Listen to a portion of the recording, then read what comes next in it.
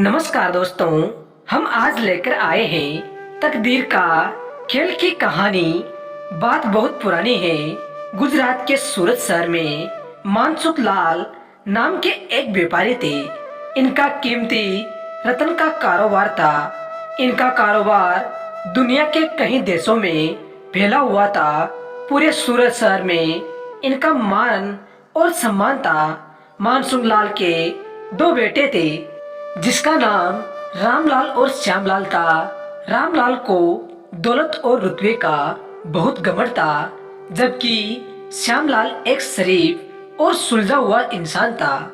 घमंड के साथ साथ रामलाल में ईश्वरीय और बेईमानी जैसे अवगुण भी थे। समय के साथ साथ मानसुख लाल की उम्र बढ़ती जा रही थी। ऐसे में उनके दोनों बेटों ने कारोबार में पिता का अधिक से अधिक हाथ बटाना शुरू कर दिया था। कुछ समय के पश्चात मानसुख लाल चल बसे और कारोबार का पूरा भार रामलाल और श्यामलाल के कंधों पर आ गया। बड़ा भाई होने के नाते रामलाल ने व्यापारिक फैसलों में अपनी मर्जी की चलानी शुरू कर दी।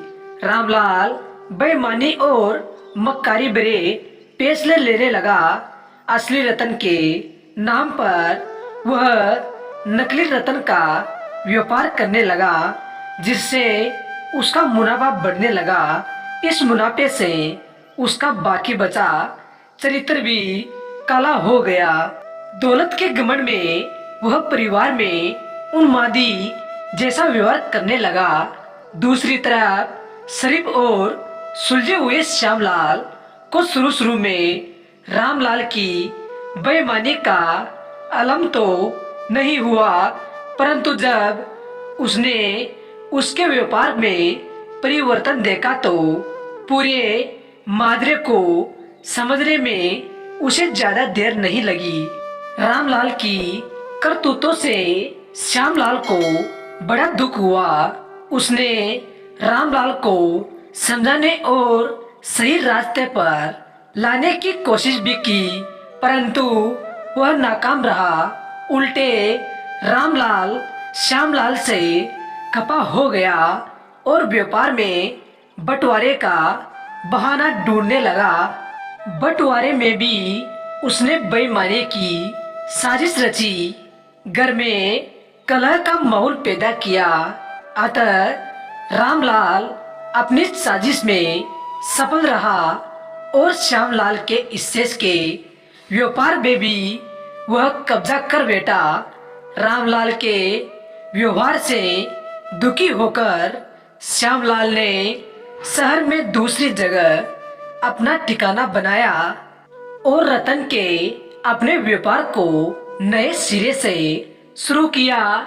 ईमानदारी की नींव पर शुरू हुआ श्यामलाल का व्यापार जल्द ही चल निकला। एक तरफ जहां श्यामलाल की ख्याति देश और विदेश में बढ़ने लगी, वहीं दूसरी तरफ रामलाल की करतूतों की पोल खुलने लगी थी। नकली रतन के व्यापार के कारण रतन बाजार में रामलाल की साख को जोरदार धक्का लगा और उसके व्यापार का दायरा सिमटने लगा। अतः नौबत यहाँ तक आ गई कि बाहर क्या अपने शहर का भी कोई व्यापारी रामलाल का नाम लेने से भी तौबा करने लगा। अब तो नौबत यहाँ तक आ गई कि रामलाल को धन के अभाव में अपना घर, दुकान, सामान तक बेचना पड़ रहा था। जल्द ही रामलाल के हाथ से सब कुछ निकल गया और वह परिवार सहित सड़क पर आ गया। अब रामलाल को अपने किए पर पछतावा हो रहा था, परंतु उसकी तकदीर ने जो खेल खेल दिया था, उससे आसानी से पीछे आना उसके लिए संभव नहीं था। दूसरी तरफ श्यामलाल की तकदीर का खेल था, जिसकी बदौलत वह रंग से राजा बन गया था। जब रामलाल की बदहाली की खबर श्यामलाल को लगी तो उसे बड़ा दुख हुआ। पुरानी बातों को भूलकर वह भागा भागा अपने बड़े भाई रामलाल के पास पहुंचा और रामलाल के लाख मना करने के बाद भी उसे परिवार सहित अपने पास ले आया। यह भी तकदीर का ही खेल था कि जिस भाई के साथ रामलाल ने बदसलूकी कर उसे सड़क पर पहुंचा दिया था।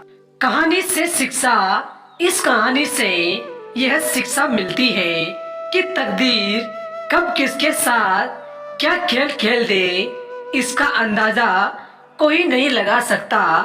हाँ, इतना जरूर है कि आपके कर्म ही आपके तकदीर लिखते हैं। जिस तरह रामलाल और श्यामलाल के कर्मों के आधार पर तकदीर ने उसके साथ खेल खेला था, इसी तरह अच्छे कर्म करते रहना चाहिए।